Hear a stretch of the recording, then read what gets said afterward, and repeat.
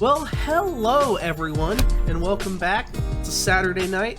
That means it's time for Cover to Cover. I say that as if we haven't been off for a couple extra weeks. Let's be honest, things have been crazy, and as a reporter, election week kept me a little bogged down, to say the least. But election day is over. It's over. And I don't have to do that anymore, and we can talk about something else. Hopefully soon, on a larger scale. Guys, by the way, since we last streamed, we've gone up quite a bit in followers. We're almost at 100. We got 6 more to go. That's not 6. This is 6. 6 more to go. We're at 94. Once we hit that magic number, 100, we're doing a giveaway. My wife made this amazing little stuffed dragon. His name is Fafnir. This one is mine. You cannot have him. But once we hit 100 followers, my wife will be making one of a color of the winner's choice from a selection. I can't promise anything, but we'll be doing a giveaway as soon as we hit 100 followers, and I'm really excited about it because the dragons are super cool. You may see one of my wife's other works over on Gamer Mom Luna's channel, where she made her one that I believe their chat named it Violet, I think is the name of that dragon, with the super thighs. It was her first time doing one like that, and it came out, the legs came out super huge. Anything else I'm supposed to say before we move on to what we're actually talking about? Oh yeah, sorry we didn't stream The Witcher last night, guys. I will admit, I've been feeling a little under the weather this week, as has Ye Olde Dragon, who wanted to get our bard needs his voice. So we decided to hold off a weekend. So we will be moving forward with our Witcher campaign, You Can't Teach a Old Wolf New Tricks, next Friday instead. But tune in to see what happens 50 years after the events of The Witcher 3. That's it! That's all I gotta say, so let me introduce you to my amazing guest for this episode of Cover to Cover. I recently announced that I have partnered up with Jasper's Game Day for their ambassador program, something I'm very excited about and excited to tell you more about as time goes on. Well, today I have the founder of Jasper's Game Day and someone that I think plays an amazing role in our tabletop gaming community. Meet Fenway Jones, the team GM. Hi guys! How's it going, Fenway? I'm doing pretty good, how are you? I am doing so good. So, tell us a little bit about yourself first. Yeah, absolutely. So, some of you may know me from Twitter at Fenway the Teen DM. To answer that, yes, I am still a teen. I am 17, a high school student, and I am the founder of Jasper's Game Day. I've been playing role-playing games for 6 years now and been DMing for 4.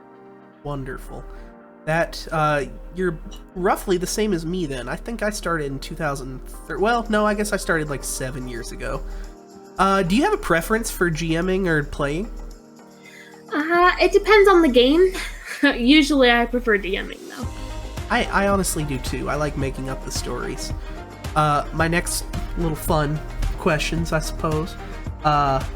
Last time, I believe we asked if your pet was a player character, what race and class would it be? This time, if you could have someone from your favorite book in your D&D party, who would it be?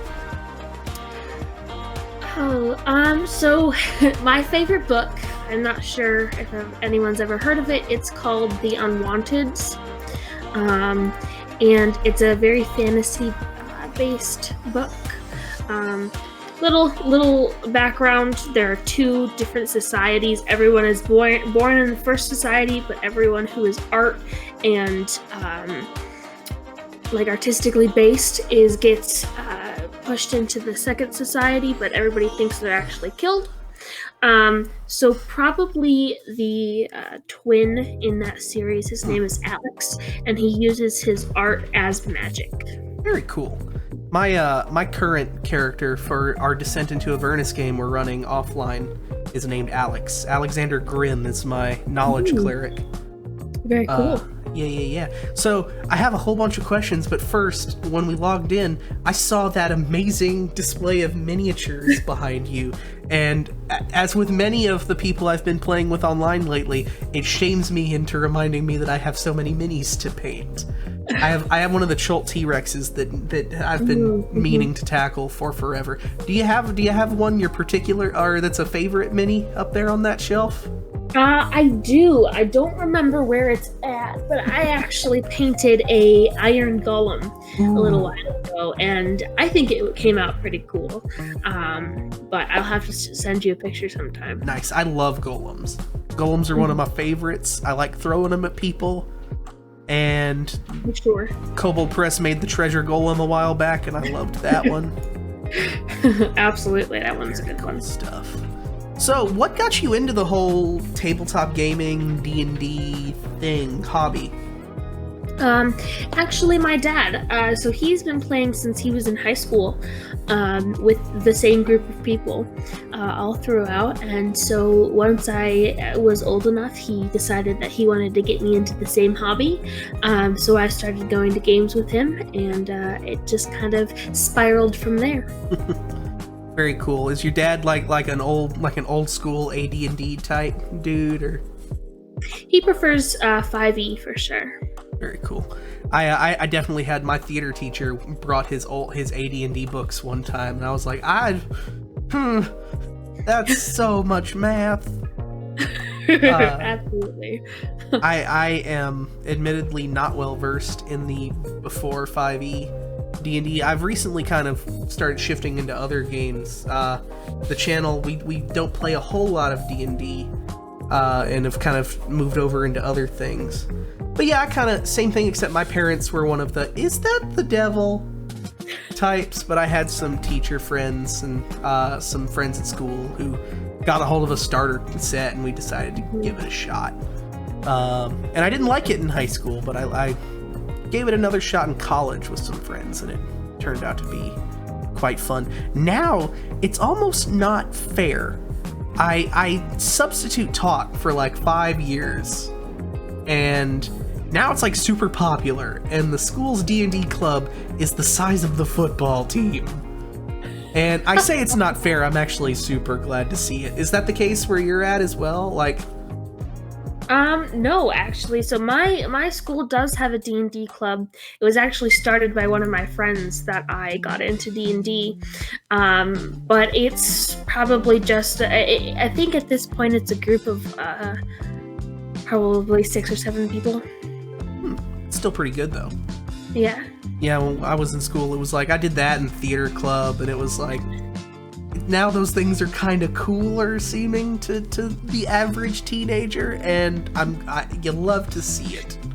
Absolutely. I remember I was subbing one day, and a student walks up and is like, "You want to see my magic deck?" And I was like, "Are you really asking that? What year is it?" But anyways, along with we already mentioned you're the founder of Jasper's Game Day. But you're also a game designer in your own right. You have quite a few products up on DM's Guild. Can you tell me a little bit about the kind of stuff you make? So I've actually only been writing for about 1.5 years at this point.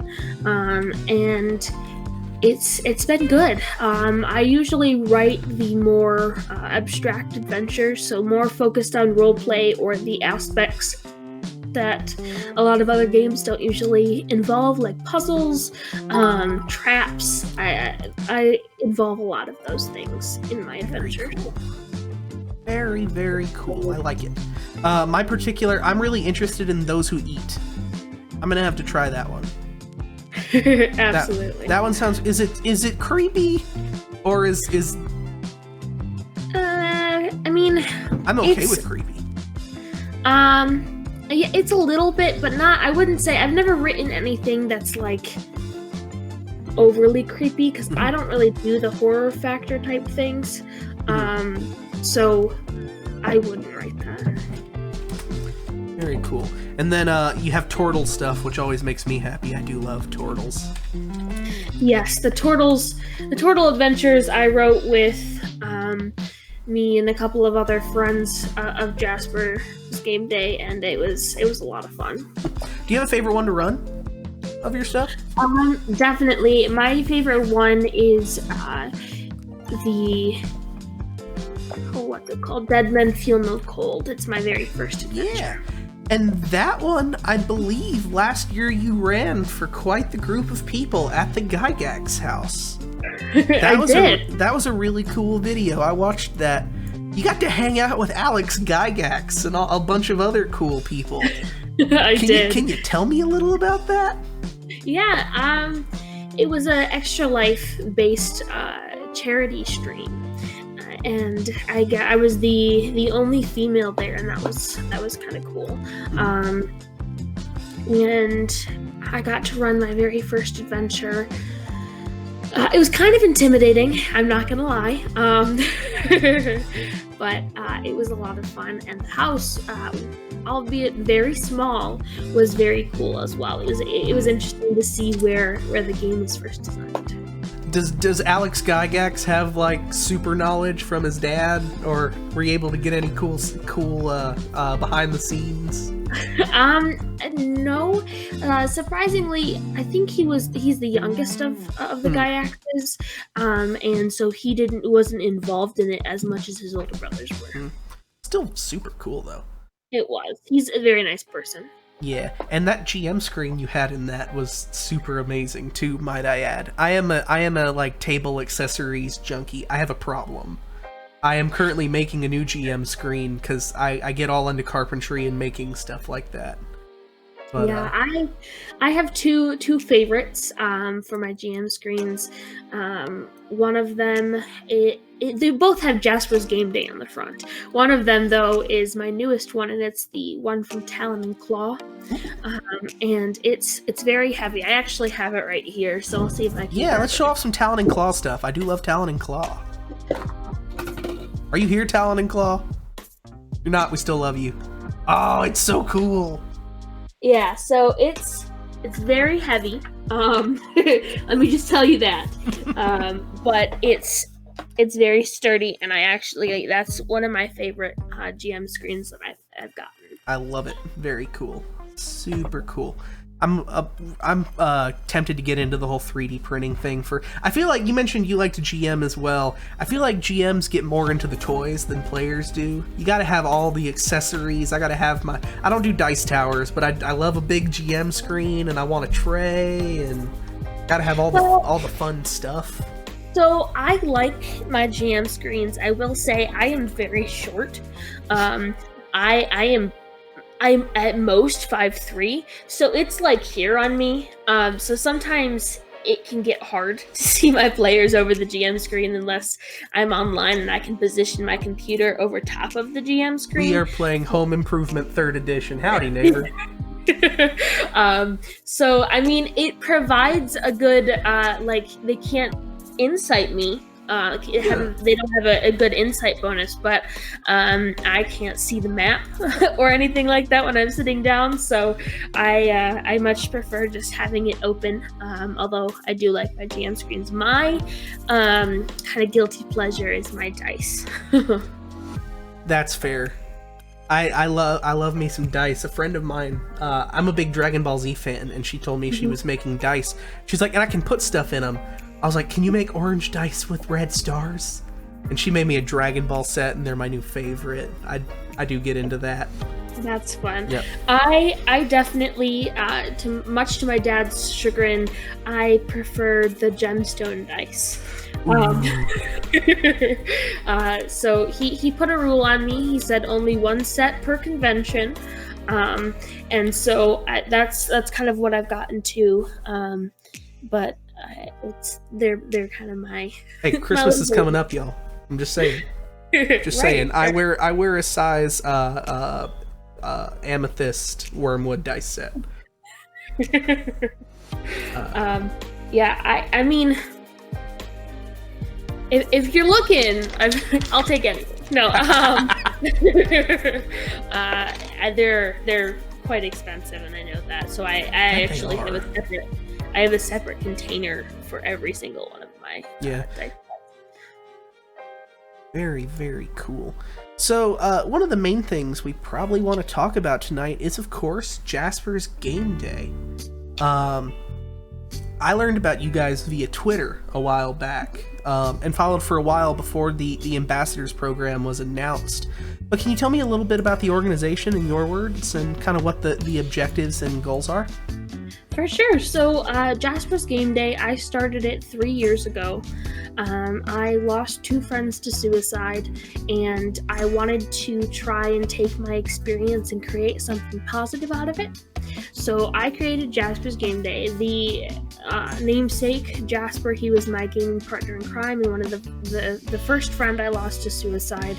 And so this is it was kind of in honor of him at first, and then it became to honor him and to help people that were in the same situation as him. And so we raise money for crisis centers and suicide prevention and awareness, and we are aiming to reduce the stigma around talking about suicide.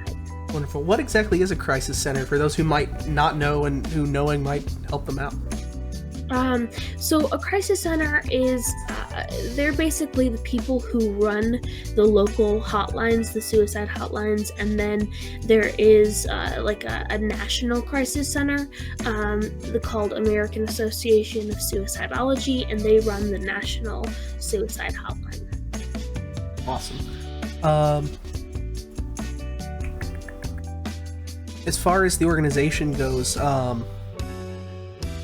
other than the main event, which I want to talk about later, are there any other like big charity pushes throughout the year, or kind of how does the group raise money to donate? So we have a couple of big stream events throughout the year. Our biggest one is our May Jasper's Stream Week, or Jasper's Game Week. We've branded it as both in the past. And then we have our August event, and then we'll have an in-person event in August as well. Very cool. And yeah, so those are our 3 main sources of donations. We obviously have our store on our website, and then we do like online since COVID we've been doing online conventions, but before COVID we would go to in-person conventions as well. Man, I'll be glad when conventions can start back. I was all geared up for Gen Con, not gonna lie. Yeah, absolutely. I've actually personally never been to Gen Con. Oh really? Me neither. Yeah. Actually, this would have been my first one, which is what it is. I wasn't a big con person before. I've been to a couple like little anime conventions and stuff, and I've been to some Magic Fests for Magic the Gathering, but haven't had a chance to go to a tabletop gaming convention in person yet. Maybe next year, hopefully. We'll see. Please. I will say that I am a huge convention person. I like to bounce around and get to meet all the people and just kind of talk to people and work the table and that sort of stuff. I like to shop at them. That's fair. Me too. Again, much to my dad's chagrin. I told my wife that if we make it to Gen Con next year, she needs to take the map before I see it and like mark out Dwarven Forge so I don't know where it is. Because I don't need to know where Dwarven Forge is, because I don't need to see that stuff in person where I can reach my wallet. That's fair. One of the new partners of Jasper's Game Day is actually Dwarven Forge. So. I know. I was very excited about that, and they'll be participating in an event coming up very soon. Which, before we talk about the big event, Jasper's Game Day, let's talk about that too. Coming up in a little over a week is National Suicide Survivors Day, November 23rd, I do believe. And there's going to be... I'm sorry? 21st. 21st. Google, you lied to me. It might have thought that was last year, I bet. Or something. Probably. Who knows? Yeah. There's also a lot of different true. names. So the name that we've been branding, although there's a ton of different names for it. So our event is called the International Survivors of Suicide Loss Day. Okay. And so that's what we've been branding it as. Obviously, there are a lot of different names that people can call it, though. And there'll be several different games for that online, that even some that people can publicly take part in, yeah? Absolutely. So there will be 2 stream games, and then there will be the online games that we are doing on our Discord. So you can go in there and sign up for whatever tables we have available. I believe they decided to do it through Warhorn. So there are a bunch of links in our Discord too. Very cool. And what can we expect from those games? Are they going to be Forgotten Realms, modules, homebrew type stuff? What are we looking at? It's whatever the DM decides, so it could be a mix of both. Probably less AL than other things, but there will be some AL adventures, some homebrew, some regular adventures, D&D adventures, lots of different stuff. Are you running a game? I couldn't remember. I am running one of the streamed games. Yeah. So we are actually streaming 2 games on the Wizards of the Coast channel. And so, yes, the official D&D channel is working with Jasper's for this event. And I'll be running one of the games, and Todd Stashwick will be running one of the games. As far as Wizards goes, I've heard different things about how easy it is to work with some of the bigger companies like Wizards, or there are others, but of course Wizards is the big one, right? What's your experience working with some of these big companies? Are they pretty open to working with charity organizations, or? So I will say I'm a bit biased. I got in with Satine Phoenix. She's my mentor before Jasper's even started, so she's been my mentor for like 3.5 years. And so I will say she kind of introduced me to everyone that I needed to know in the big companies. So they were really open to it with me, but I'm not sure how other people have had their experiences with that. The Satine Phoenix thing, by the way, is so cool. She's one of the best GMs around, in my opinion. I really like all of Satine Phoenix's stuff. She's fantastic. And you were quite the fan before getting to meet up with her, weren't you? I'm going to be quite honest. Alan Patrick asked me to do an interview with her. I had to do research on who she was before I did the interview. At that point in time, I think I was, how old was I? At this point, probably 13. So I had only been playing D&D for 2 years, and I hadn't even gone to a convention at that point. Yeah. And so I didn't really know anybody. So I really wasn't technically a fan, but I was a fan as soon as I met her, because she's a fantastic person. Very cool. I see your question, Dungeon Mom. We're gonna get there, but let me follow up on one thing. 13 when you started all this. That is amazing. I, at 13, was not doing anything quite that. And I don't want to get cliche with that, right? Like, oh, amazing, driven young person. So, I mean, there's lots of people out there doing but that is, like, super impressive, and that's a lot of work. Does that throw people off when, like, I can see a world in which someone's sitting there like, oh, yeah, I'm going to be meeting with the founder of this D&D charity organization, and walks in the room, and it's like, hello? Is that a thing? So yes, although most of my meetings are online, and so it depends, because a lot of people I meet through Twitter, so obviously they'll see Fenway the Teen DM, but sometimes when I'm introduced through email, 1, they assume that I'm male, 2, they assume that I'm much older.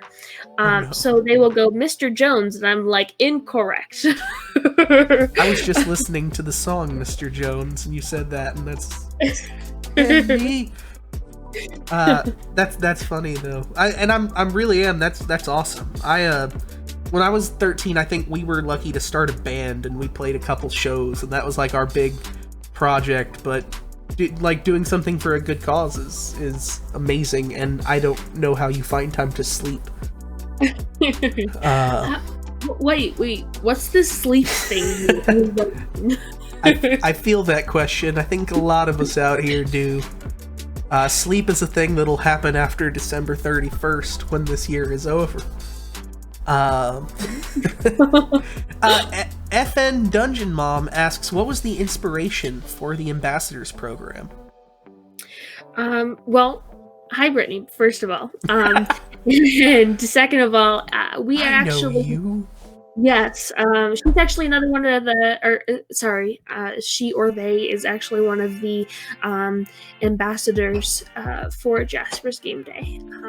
So it's super great to have you here. And the inspiration for the ambassador program is, so we actually started working with Take This. It is an overarching mental health organization that raises money for mental health awareness. And so they have an ambassador program. And as soon as we started making enough money to have a board of directors and a board of advisors, like legally we needed to, we were like, well, I guess it would be... somebody brought up the question, could we start a chapter of Jasper's Game Day in Australia? And I was like, well, we're not even at the point where we have, at that point we didn't even have a communications director on our board of directors, so we were like, well, we would love that, however, it's definitely a future thing, and that kind of pushed off the ambassador program idea. Very cool. So of course we've talked about it off stream through like the introductory like onboarding type stuff. But for those who don't know and now would like to know, what are the Jasper's Game Day ambassadors? What do we do? So we have at this point I think a total of 19 ambassadors, and they are all our virtual podcast streaming online kind of the outreach program in the community. And so we have representatives. Currently Jasper's Game Day does not have a streaming channel, and we wanted to reach more people and create a bigger Jasper's family. And so they're there to be beacons of hope in the community, to make sure that people are being accepted, and just to kind of make the world a better place, if I'm allowed to use that cliche. Yeah, cliches are fine. I like cliches. As far as that goes, you mentioned there's not currently an official Twitch channel. Is that a thing you hope to have in the future? It is. So right now, I'm currently in the process of getting started our YouTube channel. So I've created my own YouTube show, which is kind of fun, and I'm excited about that. What's it called? Let's throw a link in. It's called #EveryRoleMattersRoundtable. Ooh. Yeah. And so I talk about mental health and gaming and how they kind of affect one another. And I have a mental health professional on, and then I have a D&D celeb on to talk about it. And then we have a second series that I'm currently filming that's called the Survivor Series. And I talk with a survivor of a suicide attempt. And how gaming has affected their mental health. And I have a mental health professional there as well. That's really cool. Kind of the background is, so we make sure that we have a mental health at all of the episodes, just so that we're not kind of saying anything that's too triggering, or talking about something in a non-healthy way. Sure. I've worked a lot. I've had people on the channel with military history quite a bit. And our local game store owner, he's a vet himself, and I invited him on, and I had a really great talk with him about, he's like, sure, but just so you know, like, I don't want to talk about these things, and just so you know, most people like me aren't going to. And it was really great to get his professional, I guess is the word, or experiential take on how to work with people in a way that is safe for them and can be enjoyed by everyone. And that's super important, getting that professional opinion. Have you had the opportunity to get a lot of like training and certification yourself as part of Jasper's Game Day? So I have taken a couple of different trainings. I've taken the Living Works training. I've taken the Safe Assist training, the Safe Talk training. I'm hoping to get the Assist training soon, and these are all trainings that are there to help you understand how to recognize signs of suicidal ideation, respond to them in a healthy and reactive or proactive rather than reactive way, and how to get them to a person who is the professional and not expecting yourself to be the professional. Sure. That's similar to the school system that I worked for. Had us do similar training. We did it through the Jason Foundation. We went through the awareness training and then like the identify and redirect type of training. It was very helpful, and you don't know until you get into a school or are in a school, student or teacher. Either way, you see different ends of it for sure, but that kind of stuff is very necessary when working with young people. Anyone, but young people especially. By the way, you mentioned the hashtag every role matters. Jasper's Game Day has some great not catchphrases, slogans. Slogans, mottos. That's kind of what we go for. I think we're up to 4 now that we use. One is obviously the hashtag every role matters. And then we have you do not have to roll initiative alone, to kind of hit home that idea of you don't have to do anything by yourself. And then you are not a critical failure. Is there any history behind any of those other than they're very catchy and I like them? So we were just kind of thinking we wanted to hit home the mental health side of things, but we wanted to kind of put it in gaming terms so that we would kind of start reducing the stigma around talking about it. Sure. And so we came up with those back when Jasper's Game Day was just a baby. Very cool. Very, very cool. Where are my notes? There they are.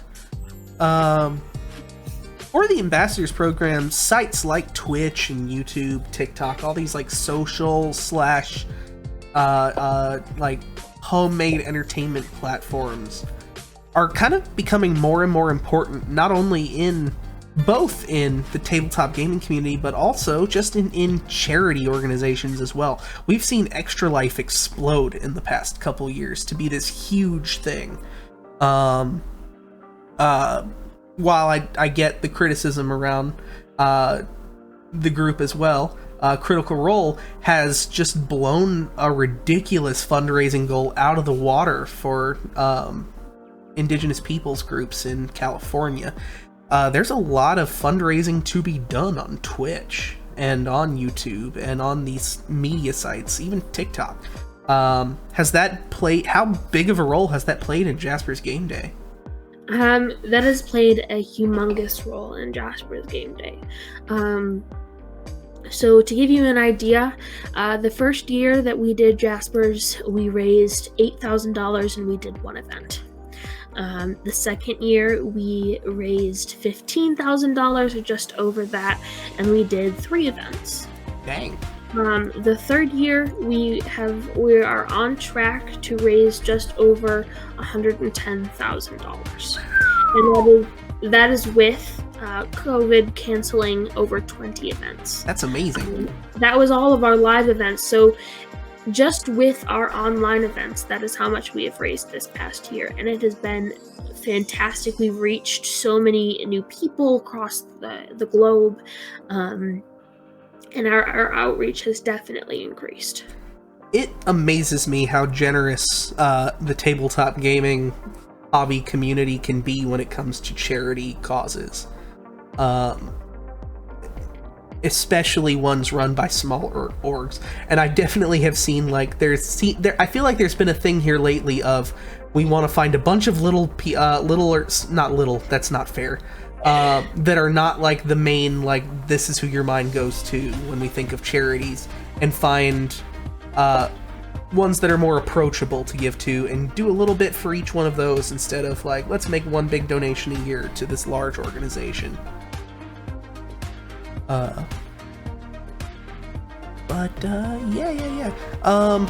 Any good stories from any of your fundraising events? Oh, there are plenty of good stories from our fundraising events.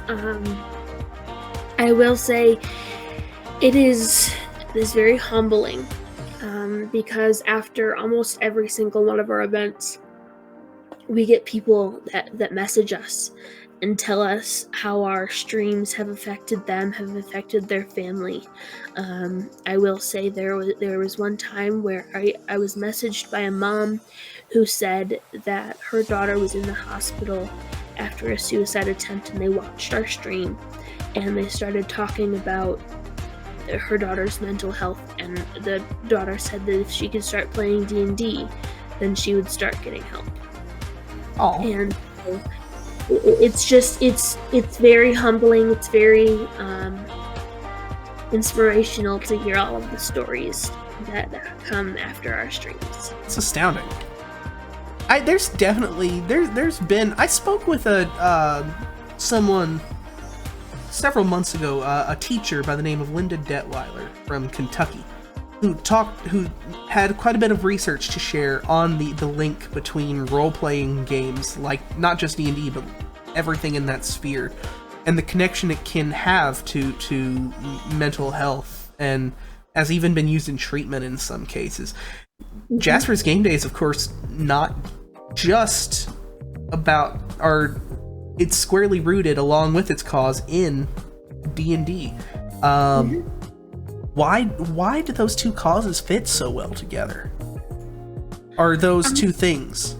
Well, I don't know about fitting so well together. I will say that originally when I was starting it, I was thinking about the friend I lost, about how he was feeling, and how he was my gaming partner in crime. Mm-hmm. And I was thinking that there was a lack in my experience. There was a lack of suicide prevention, specifically in the gaming industry. Mm-hmm. And so I decided that I would start the change. Mm-hmm. And with Satine's help, it kind of became what it is today. Mm-hmm.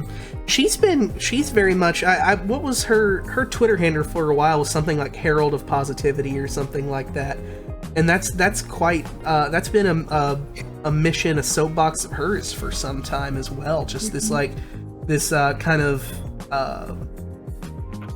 mission of positivity and self-positivity, and finding the good in where you're at, and it does seem to go very well. You called her your mentor earlier. What exactly does that mean in this case? So we talk constantly. She advises me on how to handle different situations.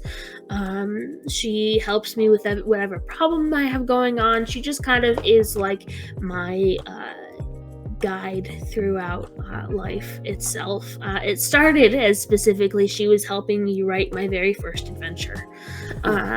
And so we took, I think it was at that point 9 months to write my first adventure. That's how much research I did in that. The amount of information in that adventure probably could fit 6 hours if you were trying. And and then it kind of just blossomed into what it is now. Very cool, very cool. And yeah, I love her the GM tips videos that she kind of took over on Geek and Sundry from Matthew Mercer. Mm-hmm. There's some great guests in that series. For those who are interested in learning how to GM, highly recommend Satine Phoenix's YouTube series GM Tips. Gonna get a lot of great stuff from that, and there's some great guests on it too.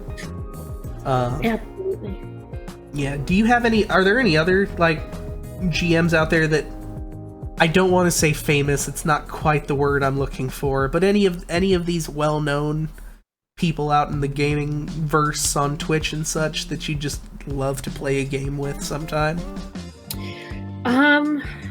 Well, there have been a lot of games or GMs that I've played games with. I'm not sure. Obviously, Matthew Mercer. I would love to play a game with him. I have had many conversations with him at different conventions with Teen, but I've never actually played a game with him. The other person that I've never played a game with is Matthew Lillard. He's actually going to be a guesting on my YouTube show tomorrow. Actually, what? This is hilarious because I usually will ask like, who of these folks would you like to meet, and people are like, oh, it would be cool to one day somehow meet. I'm moving up in the world with guests. I got people that are rubbing elbows with the big leagues. I gotta get used to this. I don't know what's happening. Yeah, Shaggy himself, says Dungeon Mom. Yes. I will say so. Another person, I wasn't necessarily playing in the game, but I was hosting the Zoom for Jeremy Crawford. He's a great GM. And then I've played a game with Chris Perkins as well. Oh, wow. Mine is, I've always wanted to do a game with Brandley Mulligan and the Dimension 20 crew. They're fantastic. But man, to talk with Chris Perkins and get to pick that brain. Yeah. There's a lot under that baseball cap. Yes, he's a fantastic GM, and he creates the most interesting adventures.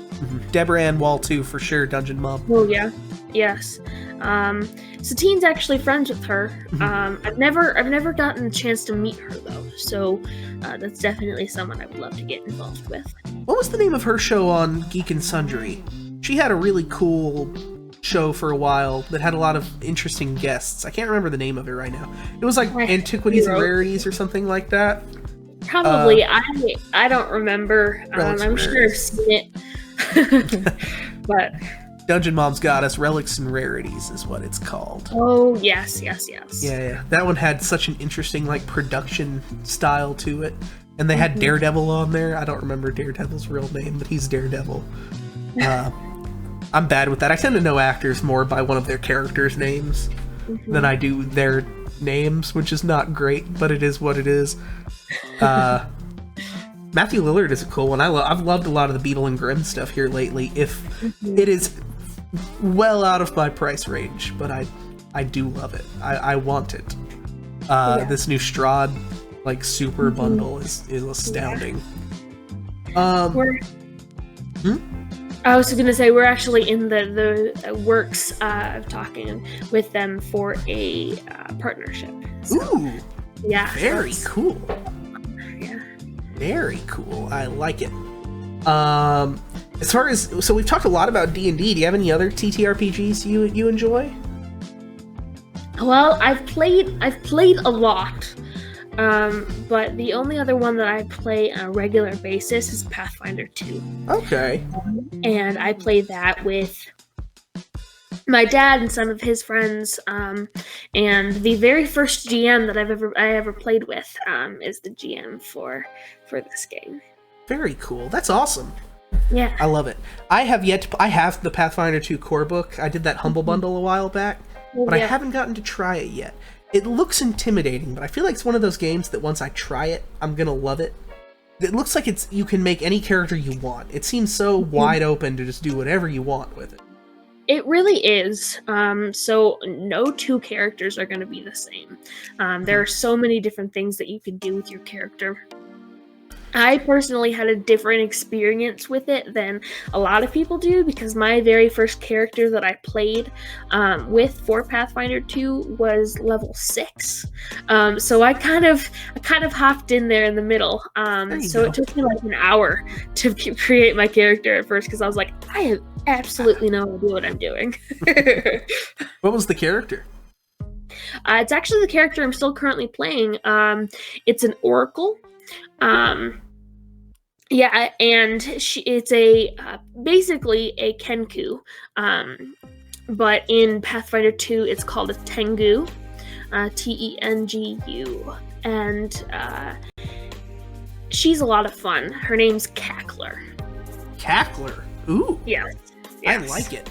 Any advice for an Pathfinder 2 for an English teacher that is scared of math? Well, I will say a lot of Pathfinder 2 is roleplay, at least what I've experienced. Okay.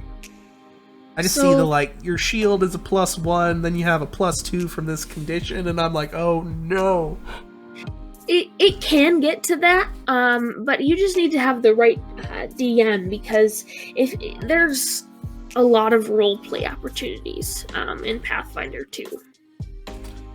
FN Dungeon Mom, if your youngin is interested and just wants to be able to roll some dice, maybe check out, I picked one up called Hero Kids that might be kind of what you're looking for.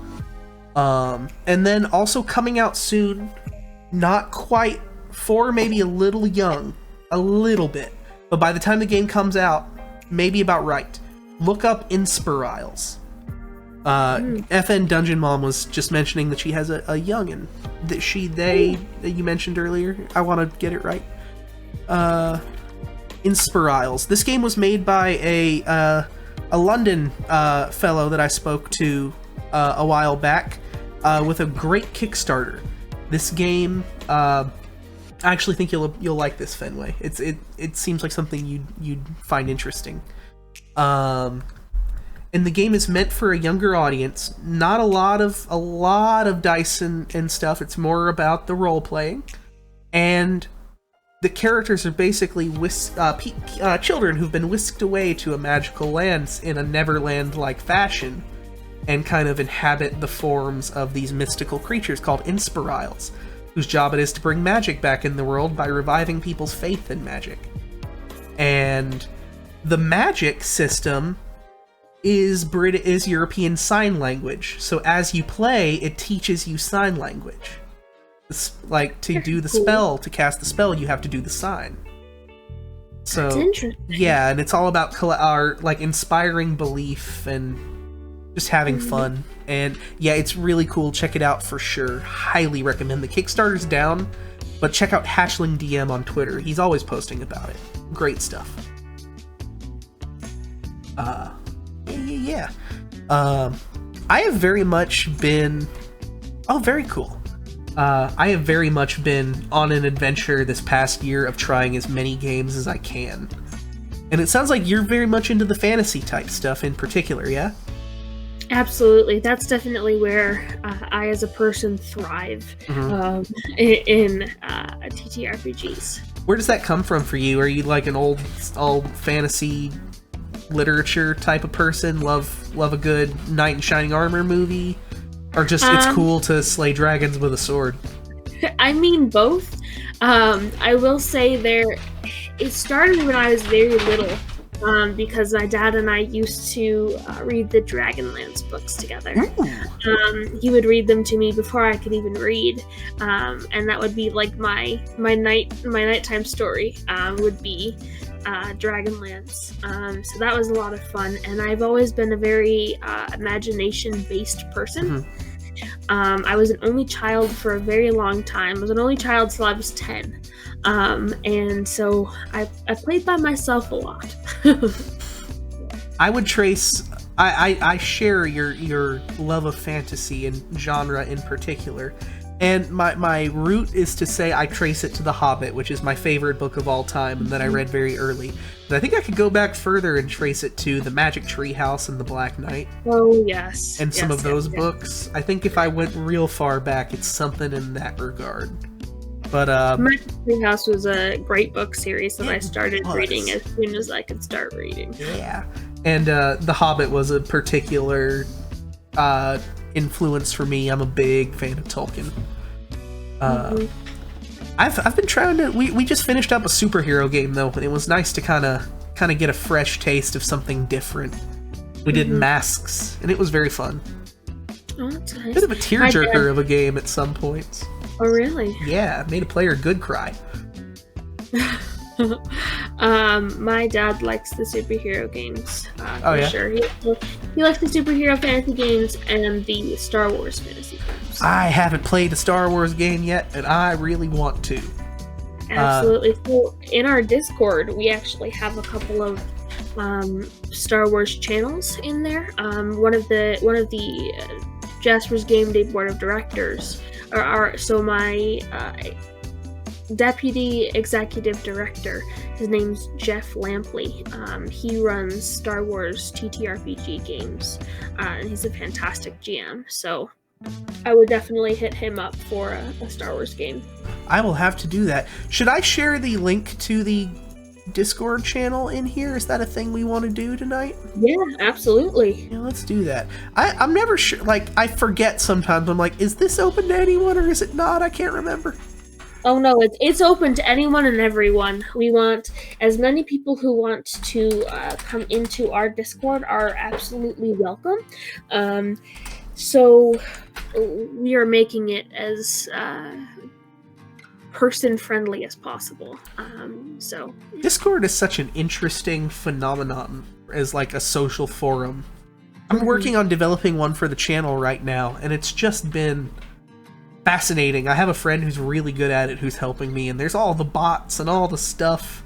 I'm really excited. We're going to do a Lore Writers Book Club for GMs to like share the stuff they're working on. Like if you got a map, you can share it and everyone can give you notes and stuff like that. absolutely. But I'm really looking forward to that. As far as D&D goes, another thing I kind of wanted to...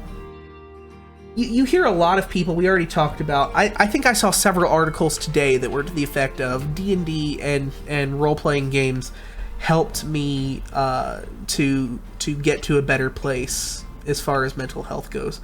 I've also seen some things to the effect that sometimes with our games, perhaps we address mental illness in not the best ways. And that's, in particular, you see a lot of villains that get the term mad or the Dungeon of the Mad Mage, for instance. Yes. And that was something I was thinking about the other day when I had a player bring that up. And I'm curious, and we just talked about, I know, like, some of these things need to be left to people who are professionals and understand it better. But is there any advice you can give as far to GMs who maybe want to handle that a little bit better? What can I do to make the Mad Mage a little more welcoming to people that might find that a little too close to home? So I will say, specifically for the Mad Mage, it is a politically correct term for that specific character, because they are clinically, well, not technically clinically, because that's not something in D&D that you have, but they are clinically insane in that book. However, I would say that for GMs who are trying to be more sensitive towards that, I would mention it in the if you're mentioning it in the title, or if you're mentioning it as a person, like as the character, but anything else, then I wouldn't mention it. Also, something that I've been getting out of my vocabulary, and I've been encouraging people to get out of their vocabulary, is saying something is crazy or saying something is insane, because that can be very insensitive to people. And we don't, as Jaspers, we are trying to make it more welcoming to everyone. And saying those things can sometimes be perceived as you are not, as you are being more stigmatized towards those terms. Okay. It kind of goes along with, there's been a huge dialogue on Twitter recently. I don't know if you've seen some of like Mustang Art's commentary on The Witcher as of late, talking about physical disability portrayal in games. It kind of rang a similar bell to me, I suppose, which is kind of why I brought it up, I suppose. But thank you, that's really interesting, Absolutely. and very helpful. Yeah. Awesome. So I think one of the main things we need to talk about is the upcoming next year, I suppose, but still upcoming, Jasper's Game Day. And it will be that. It's not Jasper's Game Week, correct? It is Jasper's Game Day. Am I saying that right? Which one? Which one are we talking about? There's 2 things. 2 separate things. Understood. Yes. It's been one of those time periods for me. I don't know what's going on sometimes. Not a big deal. So we do have Jasper's Game Week in May. Then we have Jasper's Game Day online in August, and then we have Jasper's Game Day in person, or Jasper's Game Day live in Michigan in August as well. Hopefully. And what can we expect from those events?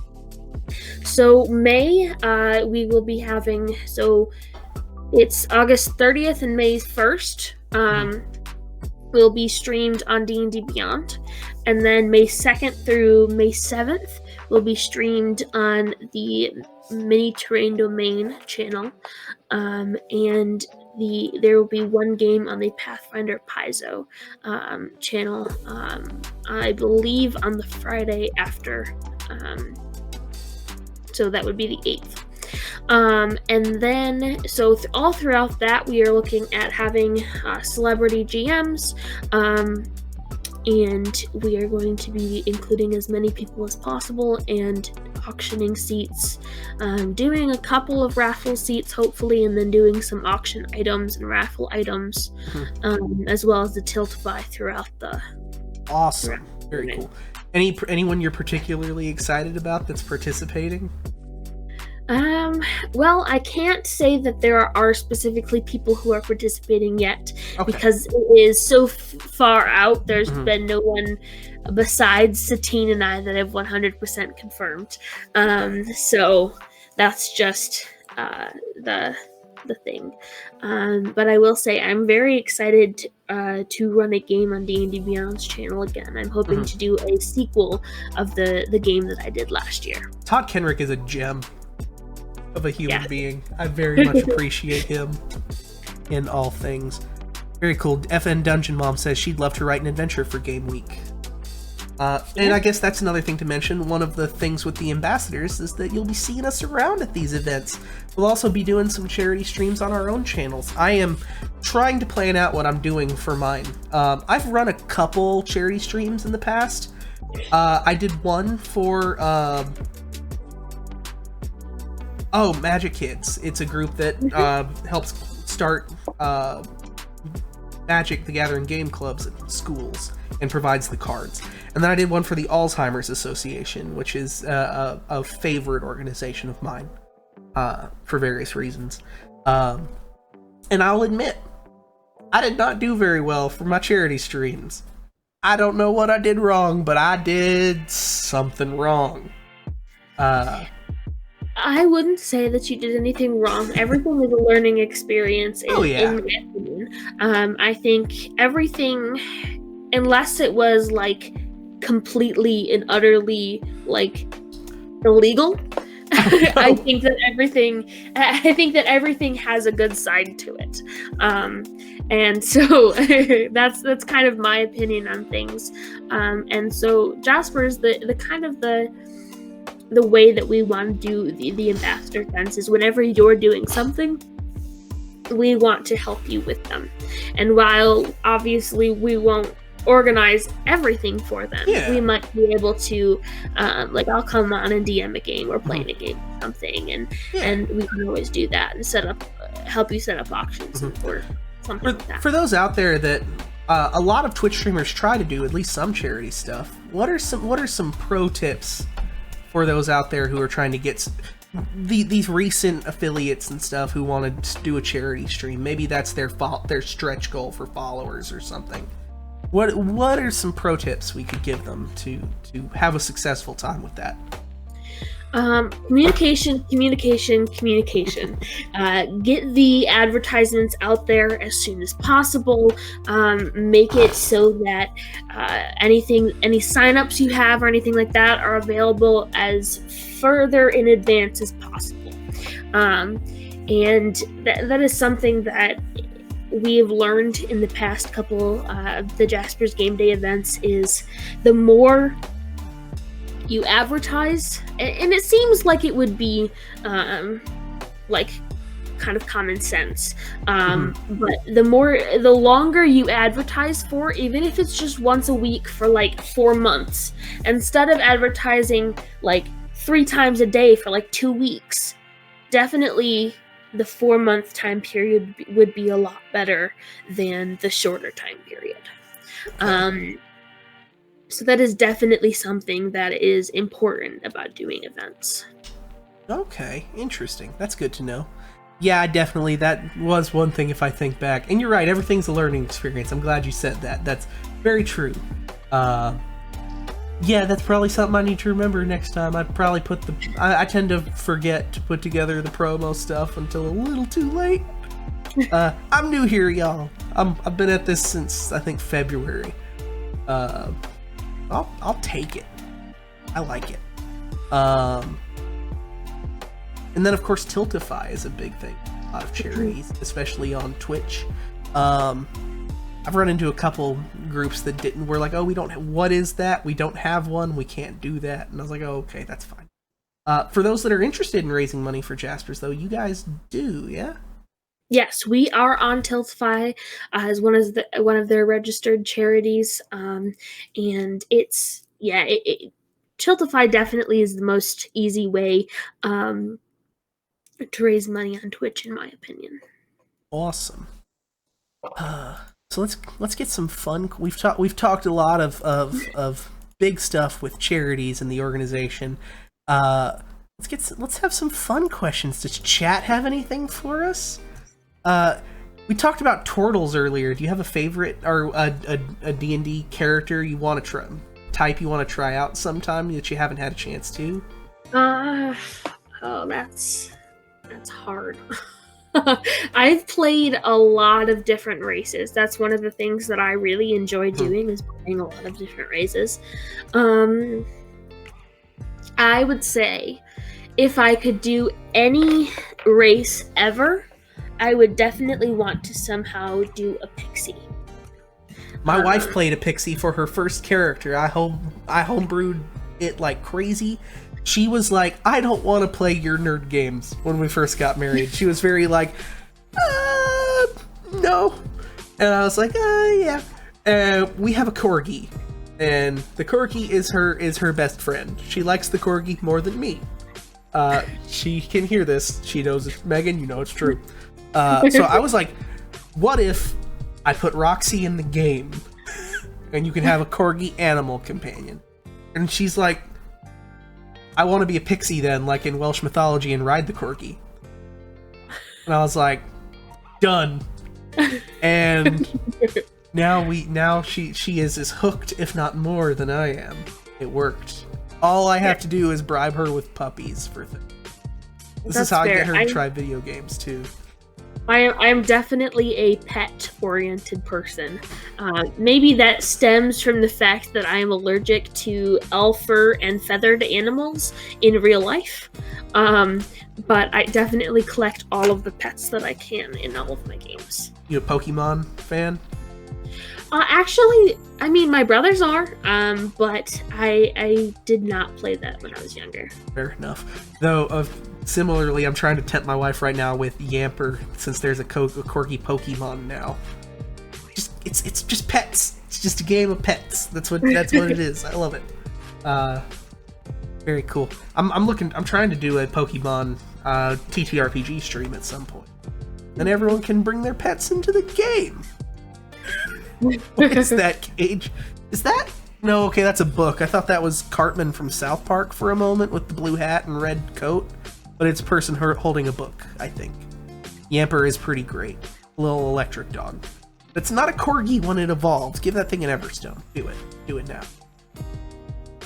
Who is the person in these emotes that they are sharing? Favorite class to play in D&D? Do you want to go first? I can do that. Depends on what mood I'm in. I go from usually College of Whispers or College of Spirit Bard, which is a UA thing, to I'll do a Wild Magic Sorcerer, or I do a Monk Way of the Shadows. Very cool. We are kindred spirits. I am Bard all day for my favorite, and I love a College of Glamour Bard in particular.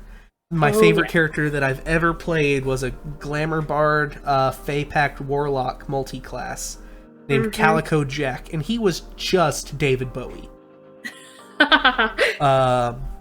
That's what he was. Though I'm playing a rogue now, and I do love my rogue. Rogue is fun. Yeah. Man, I'm in too many games. Just all the time. You mentioned... Huh? I said, you're telling me. Oh yeah, you probably do beat me out by far. I can't help it. I make characters almost just like that's what I do at work when I'm bored. I'll be on D&D Beyond and I'm like, but what about this? I can change it a little bit and make it real broken or not. The broken thing is really added into it. Our tabletop store here in Clarksville, Tennessee. I recently started doing like competitive like survival match games. And I was like, let's see if I can make a character that cannot die for 10 minutes. You can, fun fact. Favorite TV series that you are currently binging, says FN Dungeon Mom. Oh. I just finished Blood of Zeus. Oh. It's fantastic.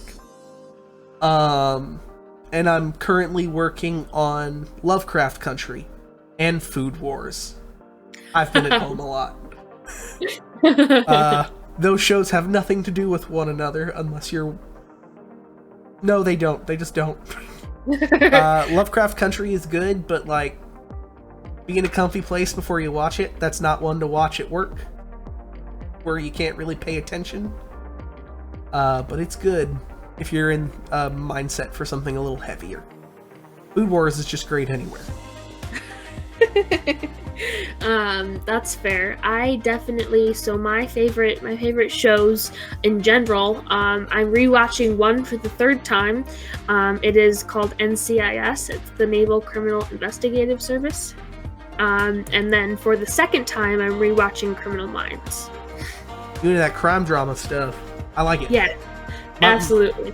My mother was huge into NCIS, and I loved. I would end up watching it too because it was just what was on, and I liked Ducky. I think was his name, the older of the two CSIs.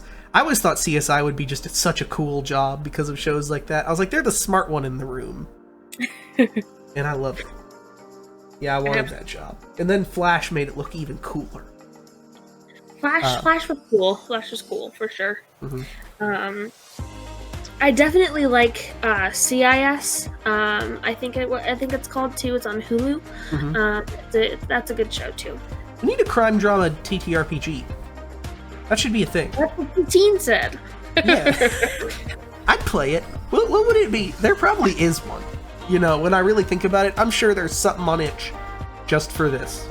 Probably. But we can make it. It'll be even better. I feel like it's going to be a Powered by the Apocalypse game, and you're going to have like the rookie, the burly senior, such and such. We can make this into a PBTA game. I feel like everyone reaches a point in TTRPG stuff of GMing and game design where they're like, I should make a Powered by the Apocalypse game. Maybe this is our chance. Mine was, I want to make a game out of What We Do in the Shadows. I want to make a game where everyone's just vampires, but they're not doing super vampire-y stuff. They're just trying, just living their lives. The game would be called All Too Familiar, I think. I'm working on it. It's in workshop. It'll get there. Anyone else got questions for us? Don't make FN Dungeon Mom do all the work. I know you got questions, Cage. I see you in there. Hi, Cage. Hi, Cage. Cage hangs out with me a lot in stream. We've been, Cage has been joining me in my Pokemon, helping me name everybody. That's great. Favorite color, green. Light purple. Like the pastel light purple. Favorite video game? That's hard. There's so many. But Legend of Zelda Ocarina of Time. I admittedly don't really play video games. How would you have time? That's fair. I play Minecraft with my brothers a lot. There you go. So that's fun, but I don't really play. I watch my friends play video games sometimes. I don't really understand them. That's not how my brain works. I feel that. I'm a video game, I love it. That's what I spend most of my free time. Just finished Marvel Avengers recently. That was super good. I'm really excited to play Spider-Man Miles Morales. It looks amazing, and I will set it to the Spider-Verse costume and just play the soundtrack and pretend it's the movie. That's all I want. That's all I want to do, is zoom around as Miles to What's Up Danger. That's the game. That's fair. That's fair. Yeah, favorite beverage, Dr. Pepper with Jameson's. Probably Pepsi. Very cool. Yeah. Thank you for all the questions, guys. I've been trying to get people to ask more questions in the chat. That always makes it more exciting. Love me a good Dr. Pepper. Said. Yeah. What do you guys think? Any other questions you have about Jasper's Game Day in particular? Cage also says, who's your favorite ambassador? I wonder what that question is about. How many ambassadors are there? I don't even know. There are 19 ambassadors, and I don't take favorites. No, 19. Very Yes. cool. And we will all be getting together in a couple days. Yes. At least a bunch of us will, not all. There will be 9 ambassadors plus me. It's gonna be great. Is it? Can we talk about what's happening, or is it on the DL for now? No, we're advertising all of it. Yeah, guys, we playing some Among Us on Monday. We gonna be all paranoid. I was in my head. I've been calling it the Jasper's Game Day first ambassadorial mission to Mars. That's great. Yeah, That's it is the ambassadorship, and we're gonna have an imposter Among Us. It's gonna be great. I have played a lot of Among Us just privately with friends. Or we've been doing like a quarantine happy hours in the afternoons on Sundays. Just a chance for everyone to get together and chill out and have a drink and accuse each other of treason in this case. That's fair. Surprisingly, this is gonna come back and bite me in the butt when I start playing, but I'm actually the imposter a lot of the time when I'm playing with my brothers. Like, it's insane how many times I'm terrible at being the imposter, though. If I'm the imposter, you will know. Good to know. I see you. I see it coming. I'm so good at it, though. When we play, it seems like it's always two of my friends that are married. He will always end up being one of the first ones that die, and he's like, "Who's the imposter? Is it you, Candace?" And she's like, "No, babe, of course it's not." He fell for it like 5 games in a row. It was great. And the next time we saw him, he's like, "I don't trust her anymore. This is bad." It's great. I love it. It's a fun game. If no one's played it, it's also like $5. I gave away a key for it a while back. Maybe I'll download a few and give them away on Monday. I have to download it on this computer. I usually play it on my phone. I haven't tried it on phone. Does it work well? It does actually. And it's free, so that's nice. I do like free. But I do have to get it on the computer for Monday's stream. So yeah, it is on Steam and itch, free 99. Well, not free 99 on Steam or itch. It's like $5. But yeah, it's very good. It's a very good game. Gonna be real fun. Gonna be a bunch of us. We're gonna talk about Jasper's Game Day stuff. Gonna talk about space stuff. Gonna talk about imposter stuff. It'll be great. Yes. And then you'll see me trying to figure out how Among Us on a computer works, because I don't play video games. We're also going to be trying to figure out some multi-stream program that some of the folks are familiar with, and I am like, what is this amazing technology? So somehow I think you're going to be able to watch it on several different channels. We're going to figure that out. I think the main channel is Talon and Claw. Cage, is that right? I'm not sure if there's a main channel per se, but I definitely think that you're like streaming your like point of view of it is what's happening. Cage, I don't know how technology works. I just press buttons until screen happens. That's fair. That's fair. Yeah. I'm lucky if I can get Roll20 to obey me for long enough for a game to happen. I'm real bad at Roll20, y'all. I've talked to the people who've seen our games know this, but Roll20 is not my friend. I don't understand it a lot. I wish I did. I mean, I can press buttons and figure some stuff out on Roll20, but I'm not great at doing the like math and all of that. Although I don't usually play with Roll20 because Fantasy Grounds is one of Jasper's partners. Oh. So we use Fantasy Grounds for a lot of stuff. Very cool.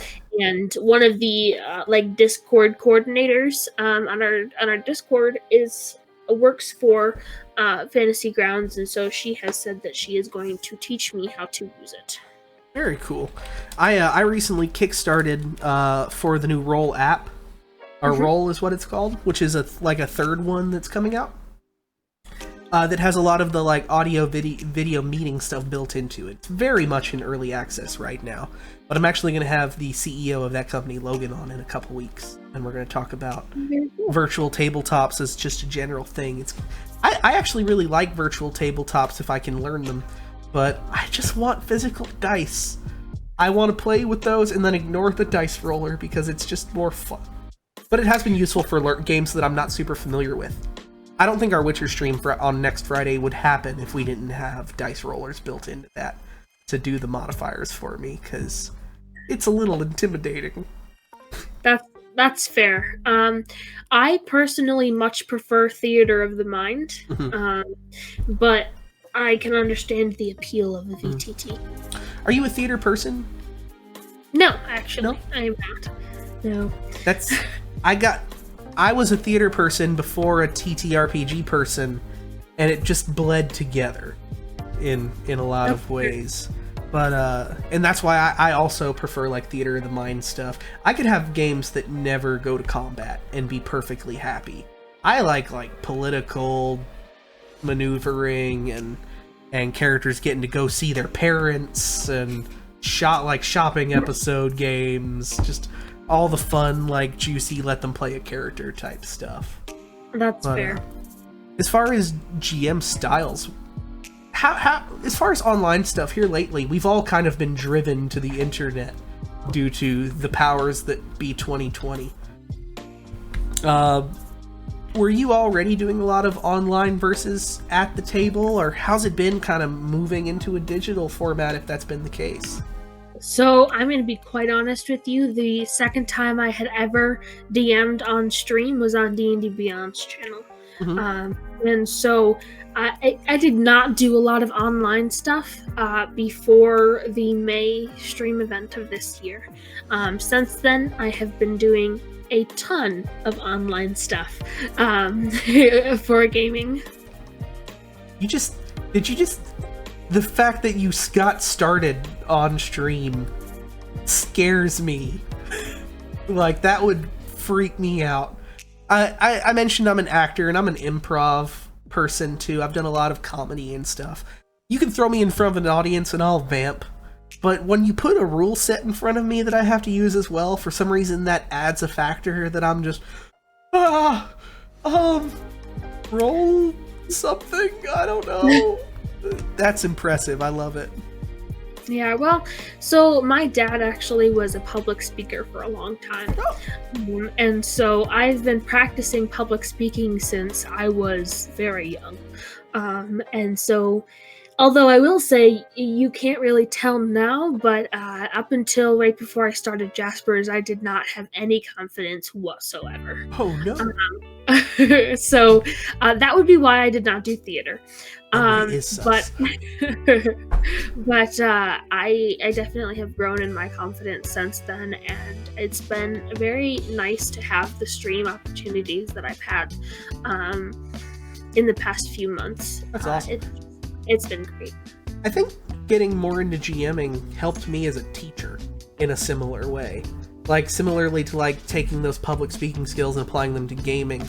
I think, for me, like, being in front of a class and having to teach this novel to you and having to GM a game kind of aligned in this perfect way that both helped me to get better at the other,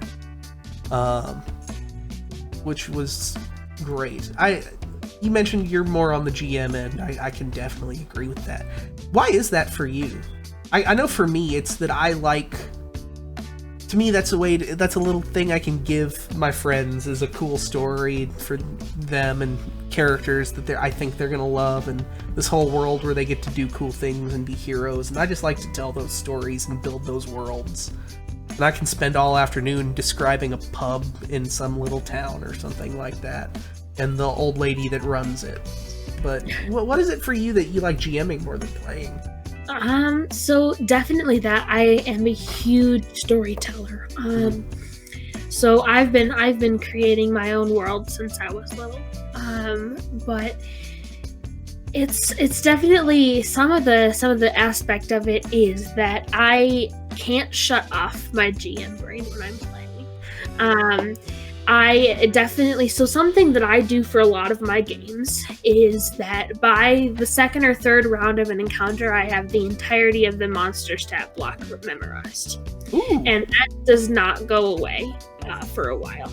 I mean, maybe not the entirety, like I don't memorize the intelligence numbers or those types of things, but I have the attacks, the invincibilities, the vulnerabilities, that sort of stuff. Sure. So I can focus more on the player's reactions and what they're doing than having to go back and forth from the stat blocks. Are you, if something comes up that you don't know, are you the let's stop and look it up real quick type, or are you the I don't know, we're just gonna do this type? I'm definitely, well, I'm the more, I'm going to tell you I know, but you are not going to know that I don't actually know. That's a big teacher energy move, I'll tell you. So I definitely, I'll be over here looking it up while I'm completely making up whatever I want to do on this side. I love it. Do you do a lot of prep for your games, or do you wing a lot of story? Again, depends on the game. For a lot of the convention games, I know that they're coming for a specific adventure, so I will do a lot of prep for those games. For the stream games, I do quite a bit of prep, but usually what I do is I create the outline of the adventure, and then some bullet points underneath each section, and create the combats and that sort of stuff. But the roleplay encounters will often be kind of winging it based off of what the characters are doing. It's kind of similar for me. I'm very reactionary. I don't like to plan too awful much. I'll do a little bit, but I'll more make notes as the game goes on that I have for next time. So session 0 is typically very well planned out, and every session we get away from session 1 gets more and more freeform as things happen, because I don't know which way these wild players are going to go. I think they're going to do one thing and then they do something else. That's fair. I have never ran a campaign, actually. Oh, yeah? So I have only ever done 1 or 2 shots for DMing. Maybe I will, I've done all of the AL adventures, in order or whatever, but they're not the same players for more than 2 or 3 adventures. So I can't really prep for my adventures unless it's for a stream game. That's interesting. I have such the opposite effect there. I have trouble with 1-shots and 2-shots because I always make them too long. I've never finished a 1-shot. It always gets to 3/4 of the way through and everyone's like, we've been here for 8 hours. End it. I'm like, there's just a little more, guys. There's just a little more, I promise. I have to have a campaign that I can stretch out and let everyone breathe, because I don't know how to time a game. That is definitely something that I've learned throughout streaming, is the timing of things. Something that I learned from Satine is write out at what points, so you'll have the starting time and the ending time, and you'll write what time you want something specific to happen during. Okay. So like you'll start the game, and if it starts at 3:15, this is when the intro needs to be done. At 3:30, this is when the call to action needs to be done, and that sort of thing. And that's something that I've definitely like learned throughout the streaming games is timing and the importance of that. Very cool. Yeah, that's definitely a thing, and I've gotten that from cons where someone has helped me do it. But when I'm trying to write a one-shot, I gotta work. That's been a thing for me, which I kind of like in a way, because then I can be like, and we'll figure out at our next one-shot. And it's like a protracted one-shot. We did a great one a while back. We played a hack of Honey Heist called High Hopes in the Kitchen, where we all played cats trying to steal Christmas dinner. And my cat was the great-grandson of a witch's familiar named Baptiste. And he went crazy at the end. Or, sorry, we just talked about. He gave into his cat nature at the end, and is going to be the villain if we ever do another High Hopes one-shot. And I very much look forward to the revenge of Baptiste.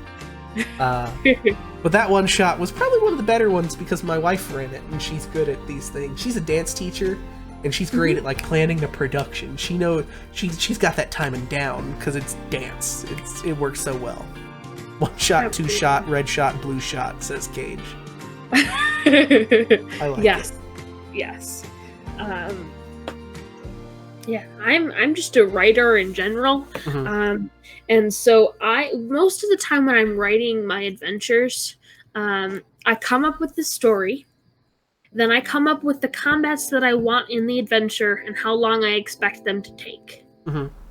And so then I place them where I want them to be, and then I come up with role-play encounters to go around them, and the puzzles, and I actually do the timing while I'm writing. Okay. So I usually don't go from start to finish. I usually start, and then kind of bounce around to every little piece, because I come up with ideas of where I want things to go, and I'll piece it together. And it's not a very linear fashion until what I'm writing. What do you do for the completionist player in a one-shot? There's always someone for me that's going to want to see everything, touch everything, find all the treasure, and that can make a one-shot quite a bit longer.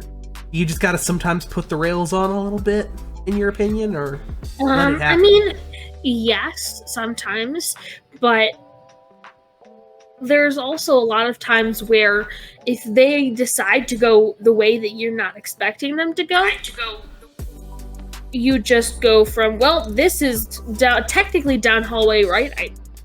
This random room that I don't really have time for right now is down hallway left, so I move one of the rooms down hallway left that they need to go to. Oh, that's interesting. So the rooms move a little bit. Yes. I like that. That's a good idea. Taking notes. I like it. See, I learned so much from these streams. I enjoy it. It's great. We've been lucky to talk with a lot of really cool people on here, and this one's been really cool in particular because I've been so excited to work with Jasper's Game Day and get more involved with the Ambassadors program. I'm really looking forward to meeting more people, and everyone's in the Discord as well, so if you're out there watching this, definitely get in that Discord. I shared the link a little while ago. I'll do so again before we end. But I believe someone else asked, for those who are not ambassadors at this time, are there any other ways they can get in and help and be part of Jasper's Game Day? Absolutely. So we obviously the Discord, getting in the Discord, we are going to be starting to have more events, hopefully, in there. We are getting our games going through that. That's kind of what we've been building for the past few months. And even if you're not an ambassador but would like to do an event on your own Twitch channel, we are definitely open to that. Obviously, it won't be the same deal as the ambassadors, but we would love to still have you do an event on your Twitch channel, or get involved in one of our events. and yeah. And as I said in chat, you can also buy loot. Yes. Getting that shop link I just posted. Look at that dice vault. It's gorgeous. You know you want a dice vault. They come in 18 wood colors from the fantastic Talon and Claw. Look at that purple heart. Doing my best Brian Foster impression. If I had one, I'd just show it off, but I don't. I'll have to fix that soon. This is what I'm talking about. I gotta stop looking at internet shopping. It gets to be a problem. I have so many Kickstarters going right now. You sound like my dad. All the Kickstarters. And one of my favorites just came up, Flames of Freedom. I don't know if you saw that one. I'm actually in the playtest game for it. You are? I am. I am in this Zweihander, the Encounter roleplay game for Flames of Freedom. I will be tuning into that for sure. I've been talking with some of the guys over at Zweihander and hoping to get in on a couple of those. They're great guys. I love Daniel. Yes, he's great. He has been a great help in getting us to understand what's going on in the Flames of Freedom world. It's been a lot of fun. We had our first game last Tuesday. We have another game coming up on Tuesday. It's going to go for 6 weeks. So we have a great group. What kind of character did you play last time you played it? So it's going to be the same character for all 6 weeks. I'm currently playing. Her name is Wynn Hamilton, and and she is a counterfeiter. Ooh. Yeah, let's just say usually she tries to avoid combat. Well, usually she tries to talk her way through things. However, this is a spoiler if you're going to watch the Encounter roleplay video afterwards, the VOD. But Wynn definitely, when somebody came after the charge that her group was given the job to escort to their uncle, they tried to kidnap the girl. And Wynn just pulled out her pistol and shot the guy. That's the way you do it sometimes. Yeah, and then, well, that's not even the most chaotic thing she did. The next thing that happened was there was another one of the thugs trying to put another one of Wynn's friends in a chokehold. Because that's one of the actions you can do in combat. It's chokehold.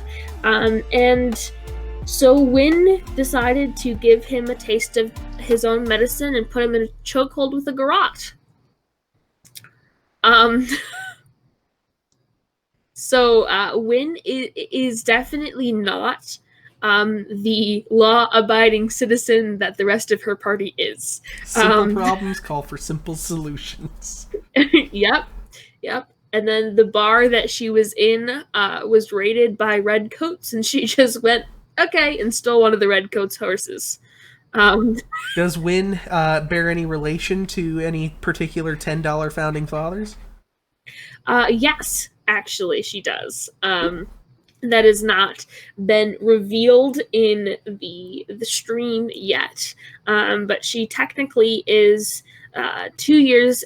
It's fantasy, so I made it up. But she's the 2 years younger sister of Alexander Hamilton. I like it. I'm a fan. And is she like that? What's her opinion of her brother in this case? I'm a huge Hamilton fan. She is a fan. She likes her brother. Her brother believes that she is not doing what she should be doing. She's a counterfeiter who is very like her goods travel all around and are definitely better than a lot of other counterfeiters around. So they differ on a few views. Interesting for the sister of the founder of the central bank. I love it. Oh. I'll no. edit that out later. No. That's I was saying shh, as in she doesn't like to acknowledge that I was like, history spoiler? No. It's not a spoiler. It's a she doesn't like to talk about it. Oh, gotcha. That should be a thing though for history, right? Spoilers when we're talking about Flames of Freedom. Like, no, Yeah. I don't want to know how the battle of we're Lexington Right. and Concord. No, don't tell me spoilers. Well, you see, that's great. I'm gonna have to watch that. That's gonna be really cool. And yeah, that Kickstarter blew up. I got in on that one that came with a ton of stretch goals, and I'm really speaking of GM screens, the one that's coming with that looks really cool. I know it's an artist mock-up and it's gonna look different, but I expect good things. The Zweihander stuff always has great art. Zweihander is great, and Encounter roleplay, the whole group was fantastic. Mm-hmm. My last time playing Zweihander, I played a mage for the first time and had 3 chaos manifestations off one spell. It was real bad. It was real bad. It was real fun. This is actually my first time playing Zweihander. Nice. So I'm kind of learning as I go. Do you like it? I do. It's very complicated, I will say. It's a lot different than D&D, but I enjoy it. What I like is it's one of those games where you can strip away the extra rules you don't need and make it simpler if you want. You can easily be like, this rule set is confusing everybody. Just forget that part. We're gonna take that part away and just have the skill checks or something. And it'll be fine. It'll be That's fine. fair. Yeah. Have some laudanum, it'll be fine. Yeah. Any Kickstarters you're particularly excited about, or that maybe just finished even? I'm really excited about the Talon and Claw whiskey dice vaults. I saw those. Yeah, they're super cool. Just waiting to get mine. Those are very cool. Yes. I forgot about that one. They make great stuff, Talon and Claw, just in general. They do. They really do. I'm trying to think. There's so many that my dad and I have backed that I don't even know at this point what we have backed and what we haven't. So... Have you seen the Ice Dice one that just finished last week? I did see it. I don't think we were part of it, though. It was just an ice mold that makes ice dice. So you can make a full set of polyhedral dice out of ice. And then their stretch goal they added was you can get one that makes little dragon-shaped ice cubes. And as a beverage aficionado, had to get a hold of that one. I've told my wife to change my Kickstarter password if I don't learn to behave. It's real bad. Yeah, these whiskey stave dice vaults look really cool though. And I love they got the marks on them from the actual barrels, like you can tell they're real. I bet they smell amazing. I love it. I'm sure. I mean, I wouldn't know, being 17. Oh, no. But... No. But I keep forgetting that. I know we just talked a little while ago about how we both look super young, but I guess I'm so used to myself being guessed low on age, and I'm like, oh, that's just the case for everybody. It's fine. It's fine. Nonsense. No, it's kind of the opposite for me, if I'm being honest. Oh yeah, that's good. Everybody assumes that I'm older than I am. and just busy schedule all the time. Yes. Hey, I keep being told that we're gonna be thankful for days. Older folks love to say that. Oh, you may look young now, but it's gonna be great in 30 years. Will it? That's fine. I'm sure it will be. I'm like 50% Hobbit, anyways. That's where it comes from. Yeah. Yeah. What else? Anyone else got some questions for us? We are reaching near the end of our stream. Any other questions? No, I think we got all the ones that are in the chat currently. So let's just spend a little bit of time. Let's go through and make sure our announcements are good. Make sure you catch us for Among Us on Monday. It's gonna be great. I don't know the time right now. It is Let me double check. I have my calendar up right now. I just show up when people tell me to show up for things. That's not what it is. Let's just say I have like 700 things on Monday. But it is the Ambassador Among Us stream is 9 p.m. to 11 p.m. Eastern Time, or 8 to 10 Central. There we go. So tune in at 8 to 10 Central, 9 to 11 Eastern, for the first ambassadorial voyage of the Jasper's Game Day Ambassadors. 9 of us stuck in space together, not knowing what to do when there's an imposter or two. I didn't mean for that to rhyme, but it's happening now. Maybe that'll be when I'm the imposter, I'm just gonna speak in rhyme or something. Maybe. You should just speak and rhyme the entire 2 hours. Listen here, Cage. If I am the imposter on Monday, I'll say the word carrot at least twice in the session. If you're hearing this. Carrot. I don't know. It's gonna happen though. Just watch. I'm gonna make a note of it. Let's see how good your memory is, Cage. Cage! Or Friendly Neighborhood Dungeon Mom. Yes. It's also going to be in the stream as well. Yes, I just like messing with Cage. That's fair. That's fair. Fun person to mess with. But yeah, on top of that, on this channel, we got The Witcher coming up next Friday. I'm really looking forward to this one, guys. We had to put it off a week, but that just gives me time to make it even better. We're going to be playing a Witcher campaign set 50 years after the 3rd game, with the rise of a new school of Witchers endorsed by the Empire in the South, called the School of the New Dawn. Our game will be called The Witcher, You Can't Teach an Old Wolf New Tricks, featuring myself, Sarah B. Strange, Ye Old Dragon, Crypt Fox, also known as Miguel, and a couple of my home friends, Jada, also known as Joseph Williams, and Lone Wolf, also known as Drew Peterson. We'll be having a lot of fun with that. I recently spoke with some Witcher folks who gave me some great advice for the game, and I'm really looking forward to sharing it with you. Other than that, next cover to cover will be in a couple weeks. We're going to have Logan, the CEO of Roll, who just had a very successful Kickstarter for their new virtual tabletop. It's going to be great.